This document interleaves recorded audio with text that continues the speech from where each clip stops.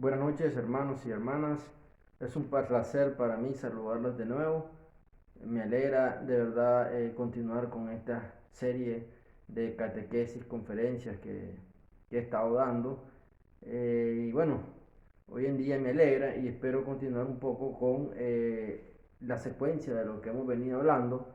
En los últimos programas les había hablado un poco sobre los discípulos y el grupo de los apóstoles, pero en lo que sí quisiera centrarme es en los evangelistas.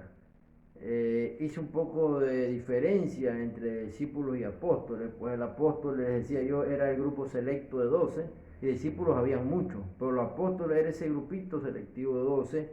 También le hablé de otros términos porque es necesario al entrar a analizar a las personas que acompañaron al Señor en su camino, es importante conocer un poco el contexto histórico y lo que le llama la iglesia histórico crítico, porque en base a ese contexto nos ayuda a comprender mejor las cosas.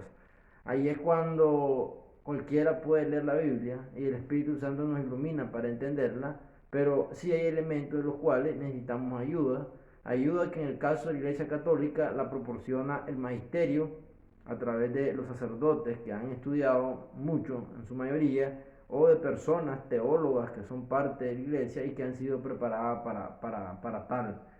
Eh, y es importante pues acompañarse, sobre todo cuando uno se le dificulta entender algo, porque hay un bagaje, hay un depósito de conocimiento y de fe que viene desde los padres de la iglesia, los cuales no podemos menospreciar.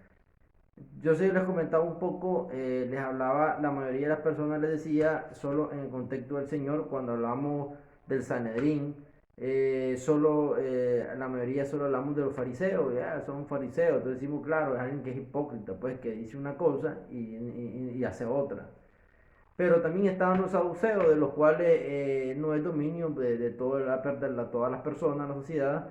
Los saduceos también eran parte del Sanedrín y eran un grupo fuerte. Estos saduceos normalmente tenían una diferencia de los fariseos. Ambos eran judíos, pero los fariseos sí creían en lo espiritual, en lo sobrenatural, como nosotros, que nosotros creemos en lo sobrenatural. Porque si creemos en la resurrección, creemos en lo sobrenatural.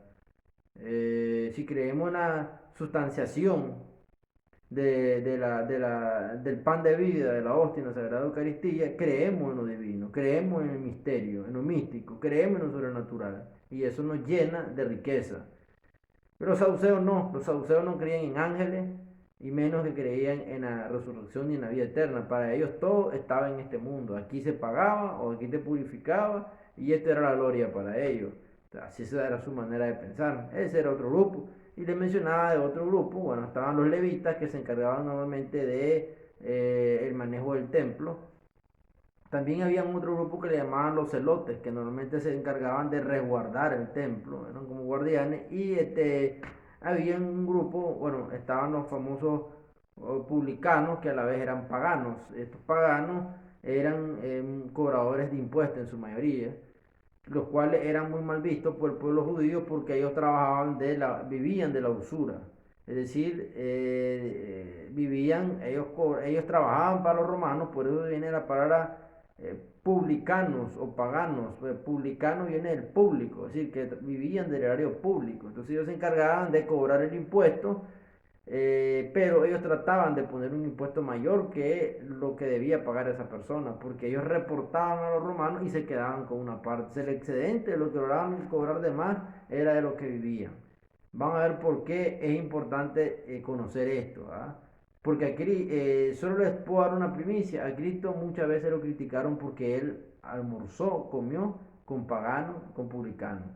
Entonces, por eso es lo importante, que sepamos los diferentes grupos dentro de los cuales existían el contexto de la sociedad, cómo estaba constituida en esa época cuando el Señor estaba ahí. Y ahí es que hay varios acercamientos bíblicos. Se habla de un acercamiento de las ciencias sociales, o sea, para acercarse a la Biblia hay que saber un poco de sociología, un poco de antropología para conocer, incluso de psicología y de psicoanálisis, que es algo nuevo que se ha dado. Pero bueno, Lo importante es tener claro de estos grupos que existían en la sociedad y eran grupos de mucho poder, sobre todo por parte de los judíos. Recordemos que en esa época ellos estaban siendo conquistados por los romanos, estábamos viendo una colonia de los romanos y eran dominados por los romanos, entonces ellos le servían prácticamente a los romanos, eran un pueblo sometido básicamente. Eso es importante que lo tengamos en ese contexto y en base a eso yo le voy a ir diciendo un poco de cómo se desarrollaron y de dónde surgieron estos evangelistas que se movían dentro de ese contexto dentro del cual estaba el Señor. Bueno, ya antes de empezar, solo quería hablarles de dos textos muy importantes que nos van a servir un poco por algunos comentarios que he escuchado con esta situación de la pandemia. Es muy difícil hablar y no comentar, sobre todo cuando uno escucha algunos comentarios que necesitamos fortalecernos el alma todos. Porque con esta situación muchas personas dicen he orado al Señor y no me ha escuchado porque la pandemia sigue, porque han muerto, siguen muriendo más gente, algunas amistades, familiares, de todo. Entonces la fe se ve quebrantada en muchos. Y ahí es cuando se pone en prueba la fe, ¿ya? De manera de que necesitamos fortalecernos y seguirnos poniendo en las manos del Señor.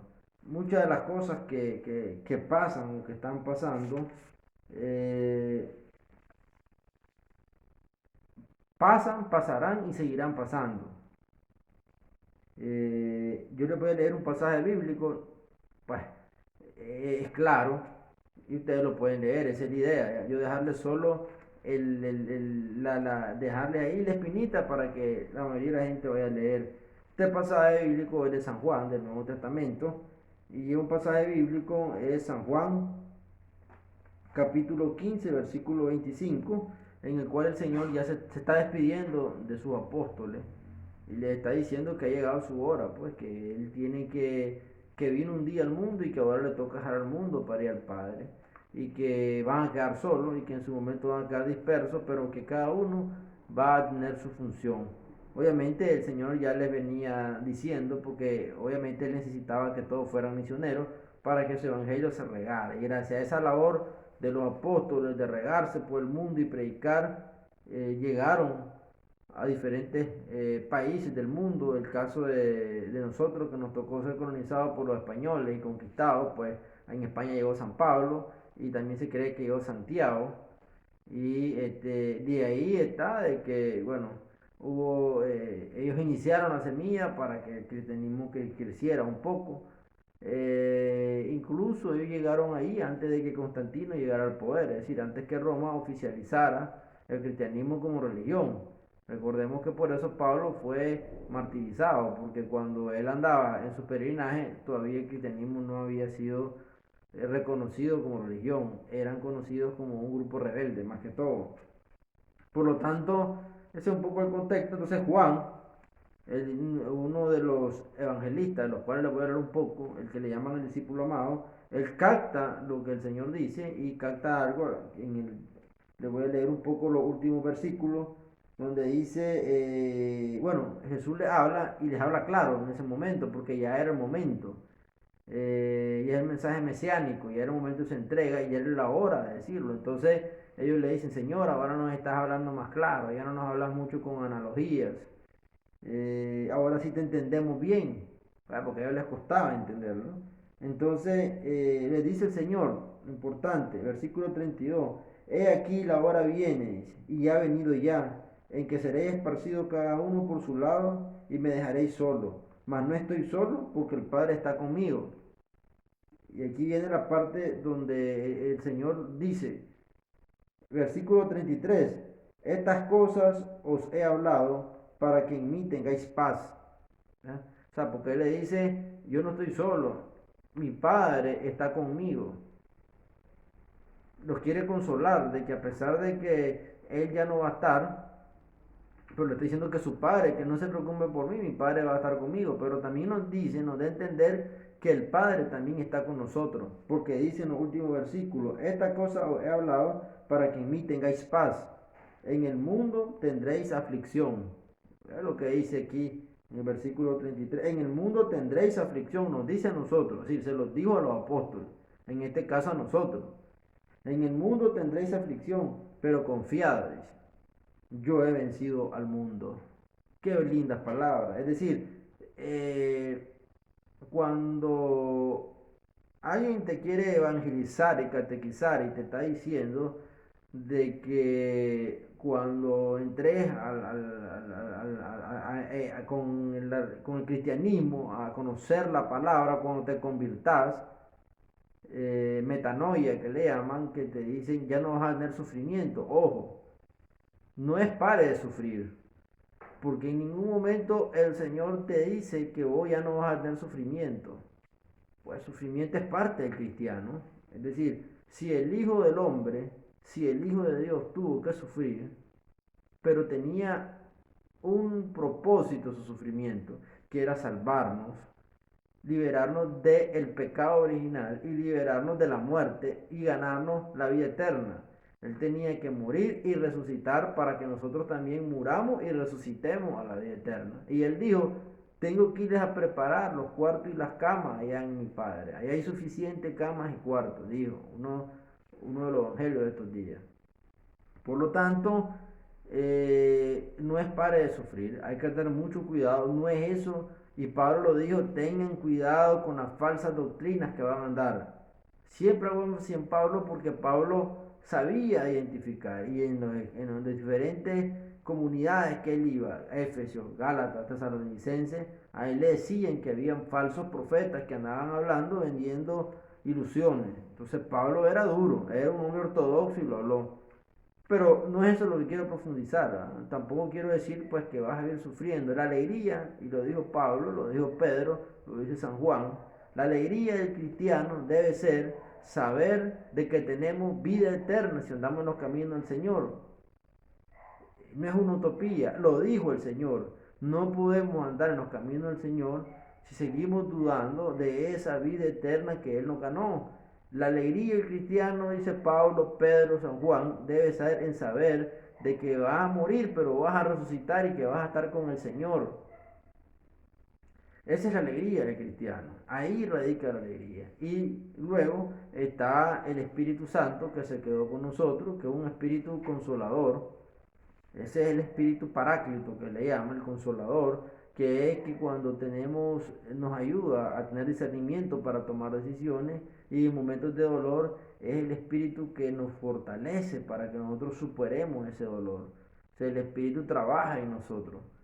De manera que el Señor nos dejó un espíritu preparado. Y de manera que si el Hijo del Hombre, el Hijo del Padre Todopoderoso, Creador del cielo y la tierra, tuvo que sufrir, nosotros, ¿por qué no? Pero como les decía, no quiere decir que por eso el cristiano va a vivir triste. No, no, no, no. El mensaje que nos dan los primeros cristianos es, incluso podemos revisar la vida de Esteban, un hombre que cuando estaba agonizando por las pedradas que le pegaban, estaba alegre porque él siempre dijo que se iba a encontrar con el Señor. Entonces ahí era la alegría de los primeros cristianos. Y ahí radica la alegría. Entonces, pero aquí Juan es importante. Dice que el consuelo es que sepamos que Dios está con nosotros. Es decir, aún en el dolor, Dios está con nosotros. Lo que pasa es que tenemos que saber de que nosotros nos enamoramos de este mundo, nos apegamos, pero realmente bueno, este mundo es un tránsito para lleguemos a la vida eterna. Entonces, eso es lo que nos han explicado los padres de la iglesia. Nos sigue diciendo Pedro, Juan, Santiago. Y tiene que ser un consuelo, tenemos que entregarnos al Señor, no tenemos de otra, aquí nadie te puede salvar, menos con esta pandemia, no hay ningún científico, ningún doctor, nadie que tenga la certeza de cómo manejar esta situación, o sea, el único es Dios, tenemos que encomendarnos a Él y tener la certeza de que las personas que han partido a su presencia, pues el Señor tenga misericordia y piedad de ellos. Y no creamos que el Señor no nos escucha, el Señor nos está escuchando, simplemente tengamos paz y sigamos pidiéndole al Señor que tenga misericordia en compasión de nosotros. Y algo muy importante es tratemos de limpiar nuestra alma y estar preparados porque nadie sabemos a quién nos va a tocar el día de mañana estar con esta enfermedad. Por lo tanto, no sabemos ni el día ni la hora. Hoy podemos estar sanos, mañana no. Esa es la incertidumbre que hay y entonces la única paz la puede dar el Espíritu Santo. Mi consejo personal: traten de no encerrarse en todos los medios de comunicación, en toda la información, porque lo que se necesita en estos momentos es que tu espíritu esté en paz, tranquilidad. Eso es importante hasta para que tu sistema inmunológico esté preparado para enfrentar la pandemia en caso que llegue el virus a tu organismo.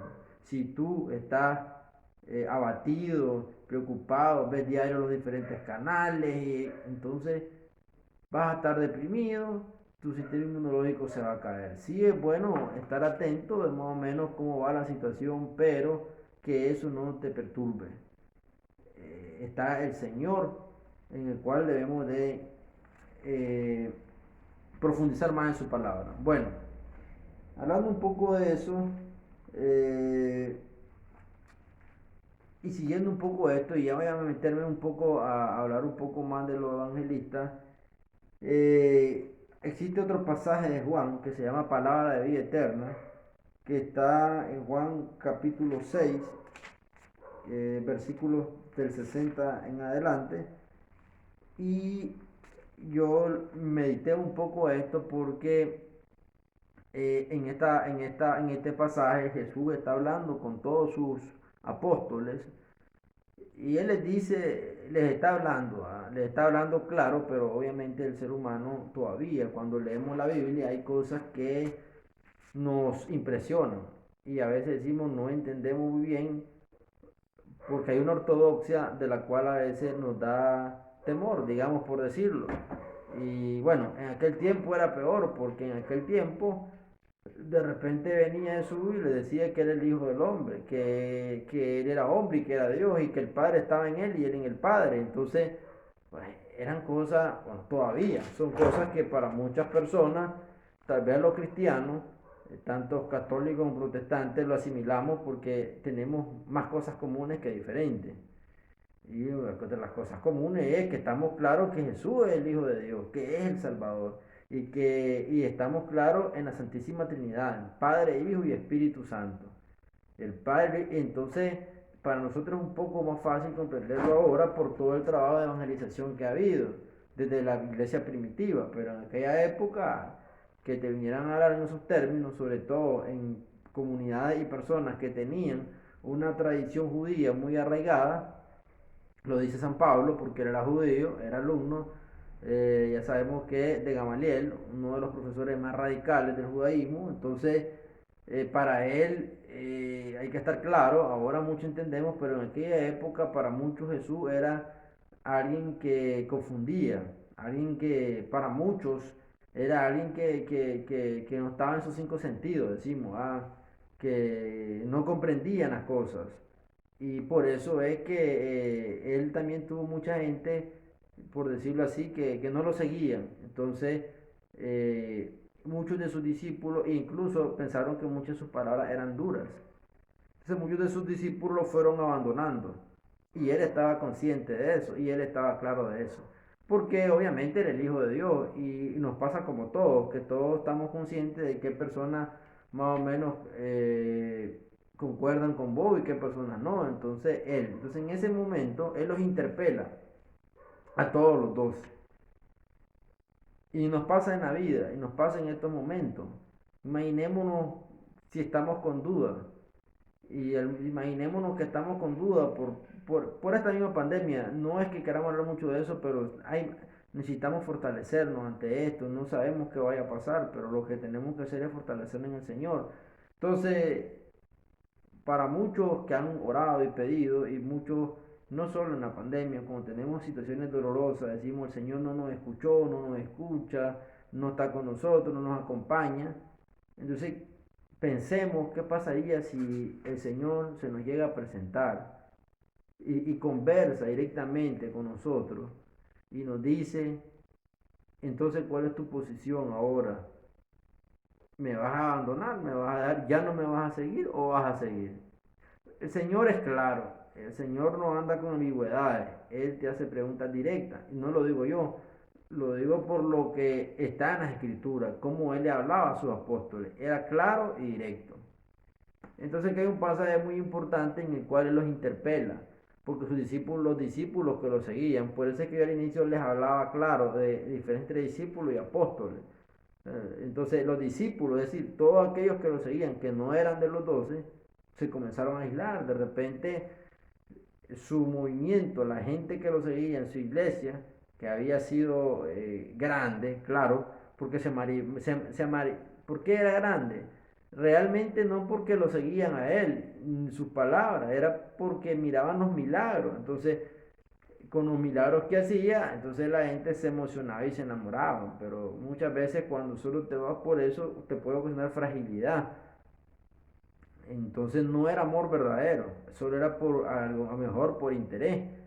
Entonces, pero de repente se comienzan a ir y comienza a quedar raro su grupo. O sea, él va aparte con los apóstoles. Y miren lo que les dice, porque esto es la palabra, dice. Al oírlas, muchos de sus discípulos dijeron, dura es esta palabra, ¿quién la puede oír? Sí, dijeron que las palabras de Jesús eran duras, ¿verdad? Sabiendo Jesús en sí mismo que sus discípulos murmuraban de esto, les dijo, ¿esto os ofende? O sea, el Señor estaba claro que murmuraban, de que decía que la palabra era dura. Pues, ¿qué dice? Pues, ¿qué si veréis al Hijo del Hombre subir a donde estaba primero? Sí, le dice, imagínense que pueden ver cosas más grandes. No se asusten por lo que les digo. Le sigue diciendo, el espíritu es el que da vida, la carne para nada aprovecha. Las palabras que yo os he hablado son espíritu y son vida. O sea, como que dice el Señor, lo que yo le hablo vale. ¿Ya? Pero hay algunos de vosotros, le dice en el versículo 64, que no creen. ¿Ya? Porque Jesús sabía desde el principio quiénes eran los que no creían y quién le había de entregar. Es decir, él sabía quién no creía y él sabía que Judas lo iba a entregar. Por eso él le dijo. Y dijo, dice, por eso os he dicho que ninguno puede venir a mí si no le fuere dado del Padre. Desde entonces muchos de sus discípulos volvieron atrás y ya no andaban con él. Ya, o sea, de ese grupo grande de los discípulos, desde entonces, que está claro, se apartaron, ya no andaban con él. ¿Por qué? Porque dijeron, este hombre nos habla duro, pues, nos habla claro, no, no es duro como la crianza, sino claro. Entonces ellos, pues, eh, se apartaron, pues, porque sentían que la palabra era dura. A lo mejor, cuando te sentís chimado, cuando te sentís que algo te llega, vos decís, en vez de cambiar, mejor apartarte. Entonces, eso pasó en esa época, ¿verdad? Entonces dice la palabra, desde entonces muchos de sus discípulos volvieron atrás y ya no andaban con él. Dijo entonces Jesús a los 12, es decir, solo se quedaron, después él solo se quedó con los 12, después que se fueron muchos, ¿no? Entonces le dijo, ¿queréis acaso iros también vosotros? Aquí hay un aspecto muy importante, por eso es que la Biblia hay que analizarla con detenimiento. Esta pregunta me gusta mucho porque dice, ¿queréis acaso iros también vosotros? ¿Qué quiere decir esto? El Señor les pregunta, pero el Señor respeta en el ser humano la libertad. Él no les está diciendo y ustedes tienen que quedarse. No, no, no. Más bien les preguntó que si acaso ellos también se querían ir. Y eso nos pasa en la vida. El Señor nos da libertad. Todos tenemos libre albedrío. Tenemos que decidir en la vida. Y no podemos culpar siempre al Señor por nuestras decisiones. Entonces el Señor nos da libre. En este mundo, quienes nos queremos perder, nos perdemos. Y quienes no nos queremos perder y buscarlo, lo vamos a buscar. Pero es una decisión personal. Buscar al Señor y vivir su doctrina y en su camino es una decisión personal. Obviamente que uno, si quiere estar en algún apostolado, en este caso, en mi apostolado es salvar almas a través de la palabra del Señor, pues tenemos que hacer el papel de llevar su mensaje salvador y evangelista, pero no podemos obligar a alguien a que haya cierta conversión, a que haya cierto cambio. No, lo que hacemos es predicar la verdad, la palabra y el evangelio y dejar que el Espíritu Santo actúe. Pero sí tenemos que hablar claro con ortodoxia que el Señor da y dando testimonio de la palabra, de los mensajes y con nuestras vidas. Por eso es un compromiso hacer este tipo de obras, porque nos obliga a dar testimonio de eso, porque no podemos ser fariseos. Pero la pregunta es importante, nos da libertad. Él les dice que si acaso ellos también se quieren ir, es decir, en ese momento cualquiera pudo haberse ido, como cuando le preguntó a Judas que quisiera lo que iba a hacer, le dio la libertad. Por eso es que la religión y seguir a Cristo no funciona con reglas ni obligándote. El ser humano es libre. La libertad es lo que te emana de tu espíritu, es lo que tú deseas y lo haces con amor. Nadie te puede obligar a tomar determinadas decisiones o a hacer determinadas cosas si no te nace. No es lo ideal. Tarde o temprano vas a terminar desilusionándote o dejar de hacer lo que estás haciendo. Y entonces el Señor, el Padre, el Hijo y el Espíritu Santo nos dan la libertad de escoger el camino. O buscamos el camino recto, el camino de Dios, o no. Pero el Señor nos da esa libertad. Por eso es que nos preguntamos por qué existen tanta droga, por qué existen drogadictos, por qué existen ladrones, bueno, porque la libertad que tienen ellos también la tenemos nosotros. Ellos con esa libertad posible la han mal usado para otras cosas, pero tienen su libertad. Entonces, lo que tenemos que es orar por todo eso y pedir al Señor pues que el Espíritu Santo actúe para que de alguna manera ellos conozcan su plan de vida y se conviertan, lleguen a la metanoia, que es conversión. Pero ese es un aspecto importante en esa pregunta, y así funciona la Biblia. Hay que ir analizando poco a poco, porque en cada versículo puede haber un mensaje. ¿Ya? Y lo importante es esto, cuando el Señor les pregunta en el versículo 67, ¿acaso ustedes también me van a abandonar? ¿Acaso ustedes también se van a ir? O sea, pueden ser libres, Él no los hubiera detenido, pero los 12 se quedan. Pero lo interesante aquí es que cuando Él les dice eso, el primero que contesta es Pedro. Y aquí viene una explicación de por qué Pedro es la roca sobre la cual se fundó la iglesia. Pedro no es porque el Señor lo decidió, no, Pedro se lo ganó. Se lo ganó con su fe, con su actitud, con su liderazgo. Y entonces le respondió Simón Pedro, dice, a Jesús cuando él les hace la pregunta. Fíjense bien, Pedro fue el primero en contestarle. Señor, le dice, ¿a quién iremos?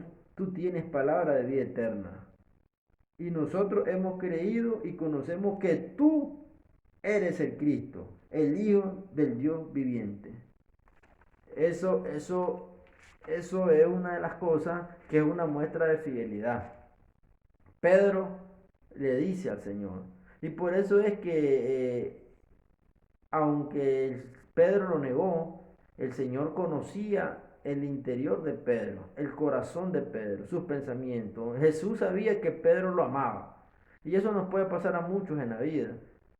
Todos somos pecadores porque somos del mundo. Así que ese es otro tema. A veces a mí me ha pasado y a todos nos desanimamos cuando cometemos una falta, nos sentimos mal ante Dios. A todos nos puede pasar, pero debemos saber de que la falta es propia de la naturaleza humana. No creamos que todos los sacerdotes, los pastores y todos los que andan en el camino del Señor, no quiere decir que porque den los sacramentos, que porque prediquen bonito, que porque no quiere decir que no cometen falta. Todos cometemos falta, todos tenemos pecado, porque pecar es hasta de pensamiento. Y todos tenemos nuestros momentos de debilidad. Pero el Señor conoce nuestro corazón y nuestra interioridad. Y Él sabe si realmente lo amamos.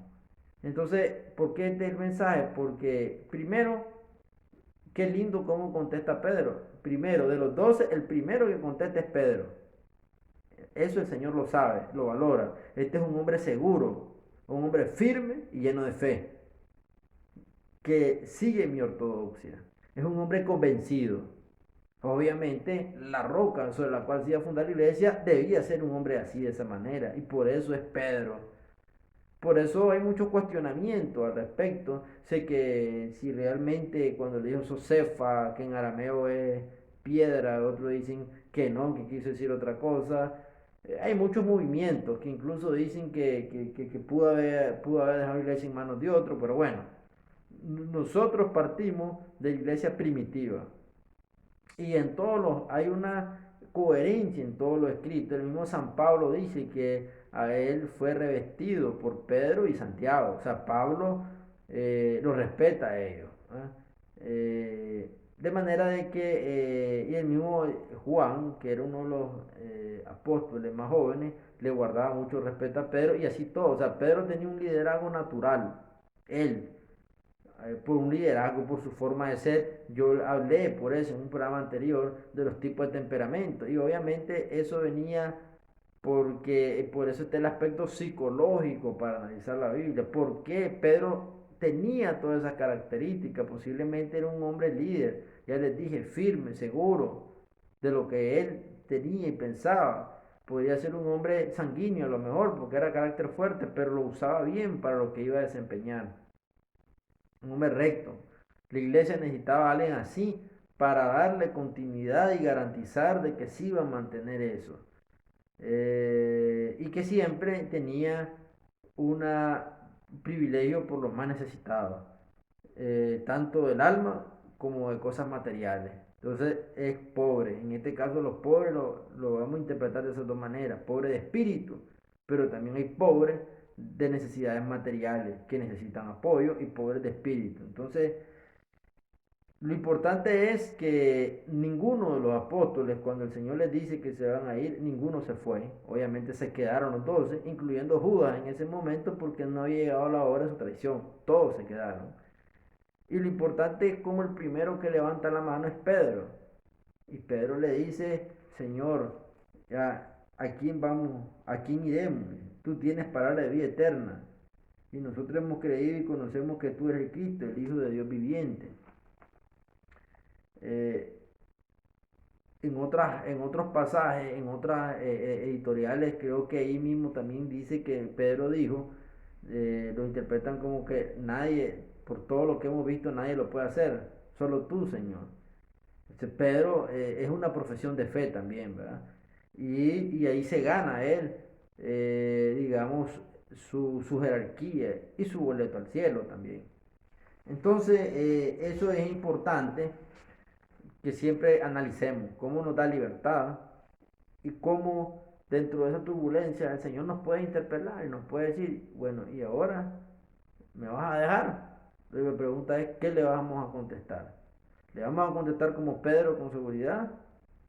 ¿O nos vamos a ir como los discípulos que se fueron? Aún en situaciones difíciles, como la situación que estamos viviendo. Ese es el mensaje de esto y es lo que creo que nos tenemos que poner a interpretar y a meditar. La Biblia está diseñada para que leamos un pasaje y lo meditemos. Es lo que la iglesia le llama la lección divina. Y es lo que le llama dentro de la lección divina la resolución. Es decir, nos concentramos, meditamos y viene la resolución. Entonces, el ser humano, los seres humanos necesitamos momentos de silencio para meditar estos pasajes en nuestra vida. O sea, son pasajes que se dieron hace, eh, bueno, 2000 años, que es lo que decimos el nacimiento de Cristo. Pues, ahora no 1000 años, no, 1950 años, más, porque el Señor vivió 30 años, 1930 años, 1970 años. 2000 sería, nació en el 2000 años, bueno, hablemos de 2000, hace, sí, más o menos desde ahí, 1970 años, suponiendo pues los 33, y a las 33 él comenzó su vida de evangelización. Recordemos que hasta a los 30 él inició su vida de misionera, su vida misionera, hasta los 33. Entonces, pero bueno, lo importante es esos contextos, trasladémoslos a nosotros y cuestionémonos y meditemos esa palabra. Por eso, esta parte de la meditación, bueno, yo respeto todo, pero en los evangelios de los últimos días el Señor insistía en que cuando oremos, nos enseñaba, decía, no necesitas andar por las calles gritando para que te vean como los publicanos. Encerrate en tu cuarto, intrometete conmigo, platicar conmigo, conversar y orar. Por eso el Señor tantas veces se iba solo al desierto a orar y pasaba en ayuno, meditando, orando, conversando con el Padre, en un silencio profundo, porque necesitamos salir del yo, escuchar al Señor, dejar el bullicio. Y esa ha sido la metodología, bueno, en lo particular es lo que a mí me gusta.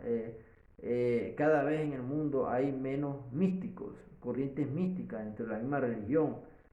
Y hay muchos místicos donde podemos leer de San Juan de la Cruz, Santa Teresa de Jesús. Eh, y eso es una riqueza muy grande. Entonces, ¿por qué les hablo de esto? Porque tenemos que meditar, no necesitamos gritar. Y a veces muchos nos podemos impresionar al escuchar gritos y yo respeto, ¿verdad? Pero en lo particular yo sigo el estilo de Jesús. Me gusta intrometerme cuando lo voy a hacer orar y estar con Él, a sola, en silencio. Y siento que el Espíritu crece en mí. Ahí siento que converso y platico con Él. Yo con Él y Él conmigo. Y Él conmigo. Como decía, no estoy muy seguro, pero hay una frase, creo que era San Francisco de Asís, que decía, yo lo miro y Él me mira. Y le repite mucho Ignacio Larrañaga, cuando dice, yo lo miro y Él me mira. Son palabras de místico profundo, o sea, palabras que te sorprenden en cualquier momento.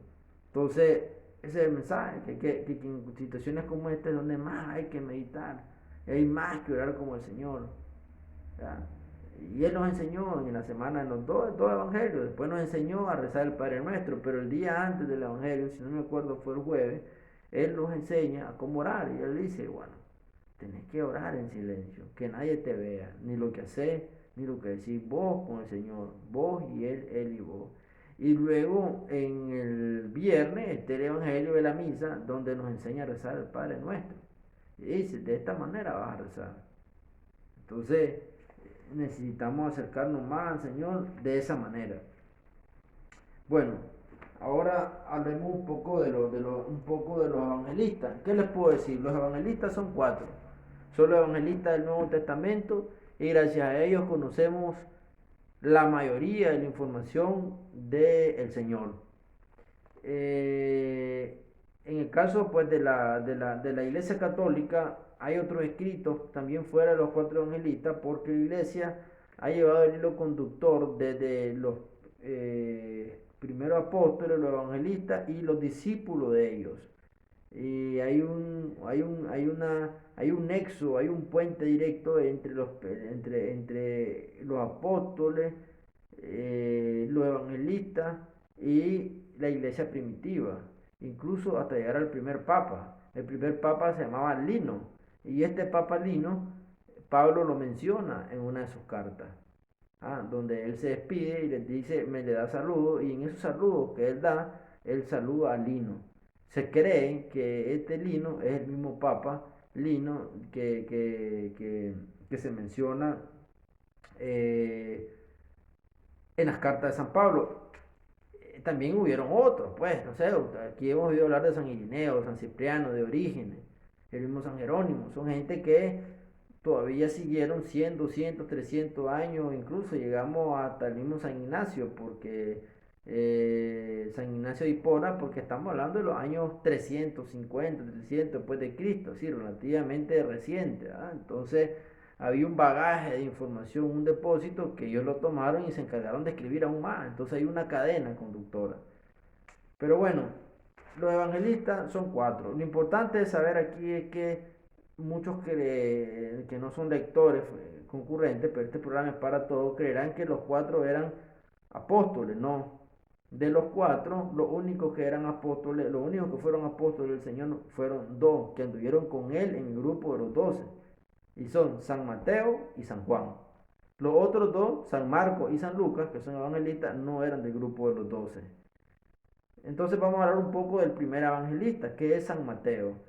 Lo importante de hablar de los evangelistas es no tanto hablar de historia, sino ver qué eran y cuál fue el llamado del Señor y qué podemos tomar de ellos para en nuestras vidas. Porque lo importante es que siempre tomemos algo para nuestras vidas, de eso, si no, que va, se vuelve una leyenda, nada más un cuento esto, no, lo importante es ver qué hacían, qué eran y de alguna manera nos vamos a identificar con ellos.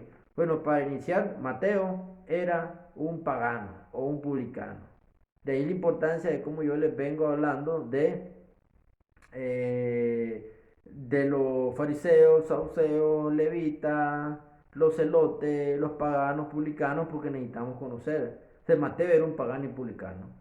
Entonces, unos teólogos el otro día decían, ¿quién se imagina que un pagano, que un publicano, iba a seguir a Cristo? Les hago el siguiente ejemplo. Si uno de nosotros es un comerciante fuerte del mercado oriental, que gana mucho dinero, bueno, mercado oriental, bueno, este programa va a todo el mundo, el mercado oriental es el mercado más grande pues de Nicaragua, pues. Yo sé que hay otros mercados muy similares, en México está Tepito, tuve el placer de conocerlo, un mercado gigante, o cualquier otro mercado de cualquier país, un tianguis, cualquiera. Pero imagínense un lugar donde todos ganan de una compra y venta y hay un margen, hay un lucro.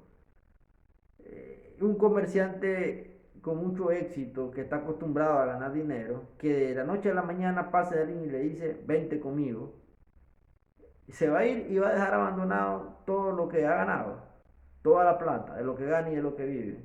Posiblemente este tipo de personas tiene mucho amor al dinero. Lo primero que le va a decir, ok, me voy con vos, pero ¿cuánto me vas a pagar? ¿Qué me vas a dar? Porque yo vivo de esto y aquí gano. ¿Y vos qué me vas a pagar? Pues así fue. Estaba Mateo, ya les dije, un publicano. ¿Cuál era su trabajo? Cobrar impuestos. O sea, era un trabajo mal visto. No lo querían los judíos. Porque decían que era un explotador y era un explotador. Era un usurero y era un usurero.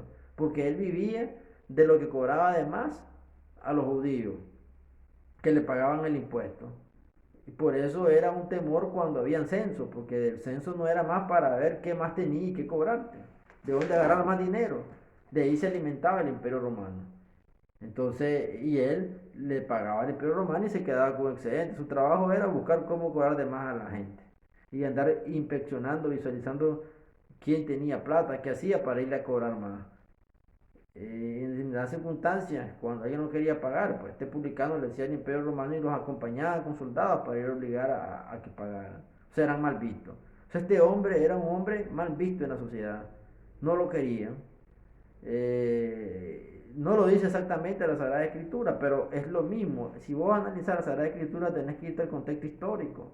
O sea, si te vas a la época de Jesús, a esa época, cómo era la realidad, en esa sociedad te vas a encontrar que los paganos y publicanos eran súper mal vistos. Por el mismo Sanedrín eran mal vistos. Entonces, pero Jesús aquí se le acerca a las personas enfermas.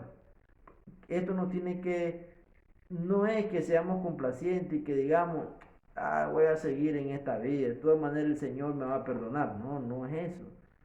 Pero tampoco el que anda desviado y se siente desviado no puede sentir que no va a tener que no hay oportunidades. Hay oportunidades, pero es ya donde hay que cambiar.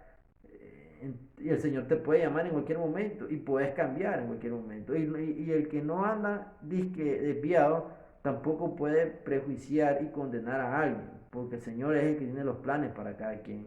En este sentido, el Señor se le acerca a Mateo y le dice que lo acompañe en su caminar. Y Mateo se fue, dejó todo. Y como les digo, no dice la Sagrada Escritura, no dice si Mateo le dijo al Señor, me voy y qué me vas a dar, qué me vas a pagar vos, por qué voy a cambiar mi forma de vida donde gano un dinero cobrando impuestos y me voy con vos, o sea, ¿qué voy a ganar? No, se lo llevó. Claro, posiblemente Mateo tenía, porque los publicanos y paganos vivían muy bien y tenían un lugar privilegiado ante el Imperio Romano porque no cualquiera podía ser un publicano pagano, digamos, era alguien de confianza, porque no les iba a robar la plata. ¿Ah? Entonces él tenía cierto estatus y reconocimiento, pero él lo dejó todo por seguir a Jesús. Posiblemente él tenía una pobreza del alma y del espíritu, y esa riqueza se la daba el Señor. Entonces él sigue. O sea, aquí nos lleva a meditar. Estamos dispuestos a dejar nuestro estatus, a como lo hizo Mateo, nuestra conformidad por seguir al Señor. Eso es una meditación que debemos tener acá. Pero Mateo lo siguió. O sea, ese punto es muy importante. Mateo lo sigue. Posiblemente Mateo, comparado con los otros apóstoles, él era uno de los que tenía un grado de escolaridad un poco más alto. Por eso es que él es el primero en escribir los evangelios. ¿Verdad? Porque es el primero que recopila toda la información